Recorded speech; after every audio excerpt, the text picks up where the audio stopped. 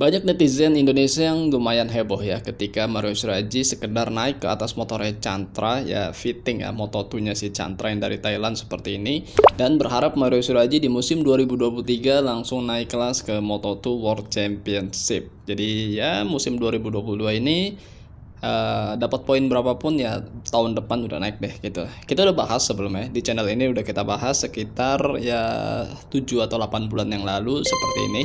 Kontennya udah kita bahas. Waktu itu emang kita bahas ketika apakah musim 2022 Mario Shiraji ke FIM GV Moto2 ataupun ke Moto3 World Championship. Di sini kita coba kasih gambaran apa yang kita pikirkan, apa yang kita rasakan tentang Mario Shiraji.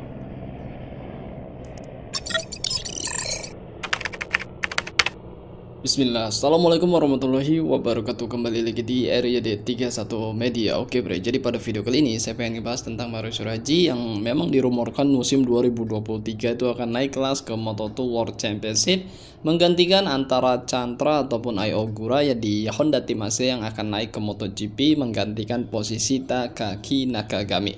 Oke, itu masih rumor ya, ini belum ada berita resmi dan segala macam. Jadi nggak enak lah kalau kita bahas, kita jadikan konten hal-hal seperti itu yang masih rumor yang dimana ya rumor kalau bener ya kebetulan ya kan, kalau salah ya dibilang rumor, tapi kita nggak akan bahas seperti itu. Coba kita akan sedikit kasih gambaran. Sebenarnya memang jika memang terjadi Mario Shiraji naik kelas Moto2 World Championship 2023 dengan hasil yang nggak jauh beda sampai akhir musim, perolehan poin dari Mario Shiraji seperti ini ya kan, ini kurang lebih masih ada tersisa 13 seri lagi, 13 sirkuit MotoGP sampai akhir musim.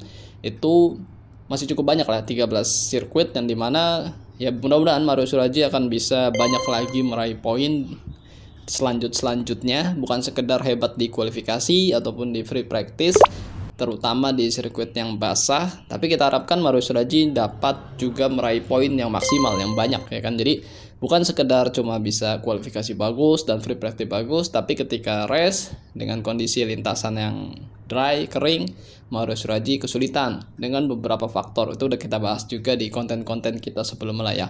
Banyak penonton tuh yang merasa Mario Shiraji tidak terlalu kuat di sirkuit kering ketika Moto3 2022 ini karena bobotnya yang cukup besar dan sulit untuk mendapatkan power weight ratio-nya ya. Jadi ibaratnya badannya terlalu besar untuk pembalap-pembalap Moto3 dan akhirnya motornya tuh agak kesulitan untuk mendapatkan balance, yang dimana untuk bisa cepat kencangnya itu susah.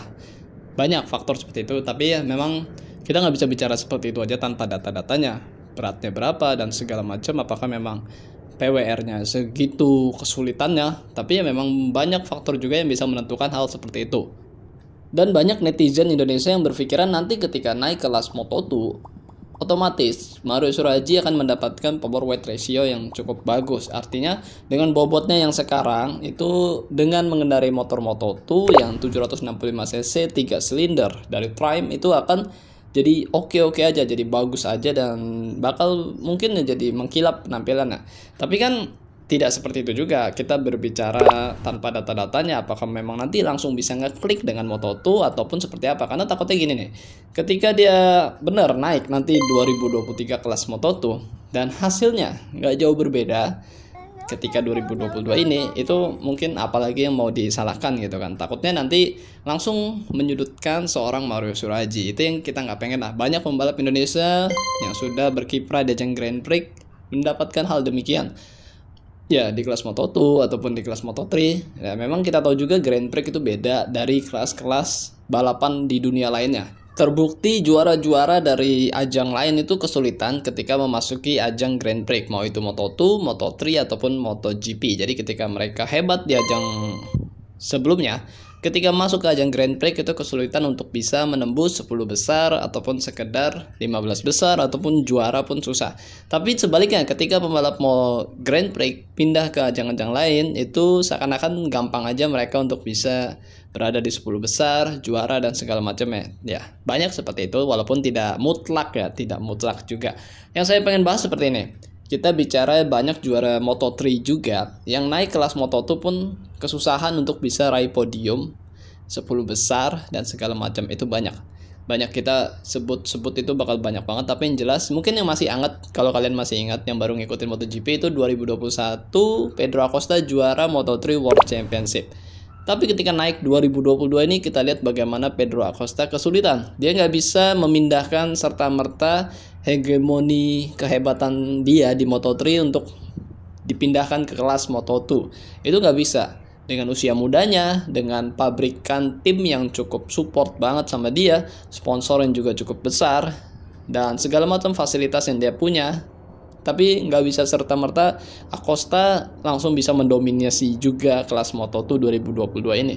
Dan itu yang menjadi catatan kita juga kan, bahwa ternyata sang juara dunia Moto3 pun kesulitan di kelas Moto2. Bagaimana yang tidak juara, belum juara, dan tidak mendominasi banget itu naik kelas Moto2. Itu yang harus jadi catatan kita. Jadi balapan itu kan tidak serta juga seperti seorang binaraga yang dimana bobot sekian, timbangan sekian, ataupun petinju ya itu bisa naik untuk kelas sekian. Jadi nggak seperti itu juga. Jadi banyak faktor juga. Tapi ya banyak juga memang pembalap Moto3, Moto2 yang tidak hebat-hebat amat di kelas sebelumnya. Ketika naik kelas berikutnya mereka jadi hebat. Banyak juga yang tidak juara dunia tapi naik kelas-kelas berikutnya jadi lumayan hebat. Ya memang banyak faktor juga sebenarnya yang bisa menentukan. Jadi ya memang pada konten kali ini bukan mutlak ya, tapi yang harus kita garis bawahi bahwa jangan sampai ekspektasi netizen, penonton, pendukung Mario Surajih itu langsung ketika naik Moto2 bakal hebat gitu kan. Bobotnya sesuai, motornya oke. Apalagi misalnya tahun ini Aya Ogura, Chandra berkali-kali lagi mungkin menambah podium mereka di kelas Moto2, kan berarti ngeri banget ya. Motor yang tahun kemarin timnya Honda Tim Asia itu berkali-kali naik podium, berjuang di front row, tiba-tiba ketika masuk Mario Surajih dan tiba-tiba bertolak belakang misalnya, itu bakal ngeri banget kan, bahwa seperti apa gitu kan, timnya akan disalahkan kah, apa Mario Surajih yang disalahkan? Itu jangan sampai. Jadi jangan sampai gini nih, kita netizen, penonton aja, penikmat balap itu gampang banget menilai sesuatu itu seorang pembalap. Jadi jangan gampang banget ya, jangan terlalu menggampang-gampangan banget langsung kita menilai. Oh dia jelek, dia payah, timnya jelek, motornya jelek, itu jangan sampai. Jadi seperti itu. Yang paling enak itu kita memerhatikan aja step by stepnya dan perkembangannya. Kita buka data-datanya seperti apa sih, ada perkembangan nggak sih dia gitu selama membalap, dari seri perdana, seri kedua, seri ketiga, seri keempat, seri kelima. Kita lihat, oh ternyata ada perkembangan. Kita bilang bagus ya, kalau bagus memang perkembangannya bagus gitu. Jadi balapan itu tidak mutlak hanya sekedar hasil finish gitu kan. Hasil finish nomor sekian, wah jelek. Juara, oh bagus. Besoknya nggak finish, jelek. Terus kalian di posisi apa kan? Itu sekedar Marc Marquez, Valentino Rossi yang juara dunia berkali-kali di ajang MotoGP, kelas Premier, kelas tertinggi, Grand Prix.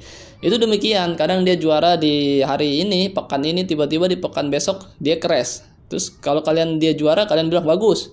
Terus dia nggak juara, jelek. Kalau menurut saya nggak bisa seperti itu ya kita menilai seorang pembalap ya. Kita bisa menilai itu ketika satu musim full dan hasilnya seperti apa, baru kita bisa menilai ya. Tapi ketika cuma 1 race, 2 race, 3 race, 4 race, itu belum bisa kita nilai sebenarnya. Tapi setelah satu musim demikian, dan harusnya dia dapat kesempatan di musim berikutnya posisi sekian. Bahkan kalau mungkin 3 musim berturut-turut dia nggak bisa meraih poin, atau 2 musim berturut-turut, ya pastilah bisa dibilang kita katakan jelek ya. Tapi ketika dia satu musim pertama mampu meraih poin sekian, di musim berikutnya meraih poin sekian, artinya ada perkembangan ya, pasti itu ada pelajaran yang diambilkan. Dan ya kita apresiasi lah sebenarnya hal-hal demikian, sekecil apapun kita apresiasi, karena memang ini ajangnya nggak main-main, ajang Grand Prix. Jadi jangan kita menaruh ekspektasi terlalu tinggi kepada pembalap-pembalap Indonesia dan juga terlalu rendah mengekspektasikan mereka dengan merendahkan mereka, bilang mereka jelek, buruk dan segala macam, pulang aja balapan di Indonesia segala macam. Nggak bisa, karena kita akan jadi nggak akan menikmati nonton balapnya itu sendiri sih kalau buat saya. Jadi intinya di konten ini ya, kalau buat saya ketika memang benar terjadi Mario Surajih naik kelas Moto2, ekspektasi kita tuh mungkin harus kita samakan dengan ekspektasi akhir musim di 2022 ini kelas Moto3 Mario Surajih. Jadi tidak terlalu tinggi bahwa nanti bagus nih, bobotnya udah sesuai nih sama motornya nih, segini nggak bisa. Tapi kita katakan ekspektasi dia demikian seperti musim 2022 ini. Tapi ketika ekspektasi nyatanya itu sangat bagus hasilnya, ya itu kan udah bonus ya buat kita. Jadi nontonnya makin semangat dan segala macam. Tapi ketika memang hasilnya tidak demikian lebih baik daripada 2022 di kelas Moto3, ya kita ya kalian tidak terlalu capek lah istilahnya untuk bisa menontonnya. Jadi tetap menikmatin balapannya, tetap bisa melihat aksinya dan demikian kalaupun tersorot kamera. Tapi kalau berada di bawah posisi 22 ya memang kadang kamera di Grand Prix nggak akan menyorotnya ya, kecuali ada crash dan segala macam. Oke, konten kali ini mungkin kurang rapi, mohon maaf, dan juga mungkin kurang jelas ngomongnya, tapi ya mungkin inilah yang saya pikirkan. Jadi mudah-mudahan yang terbaik aja buat pembalap Indonesia di ajang apapun, karena mereka sedang memperjuangkan karirnya dan juga memperjuangkan ya prestasi dia juga sih. Yang terbaik juga buat kalian semua. Sehat-sehat buat kalian semua.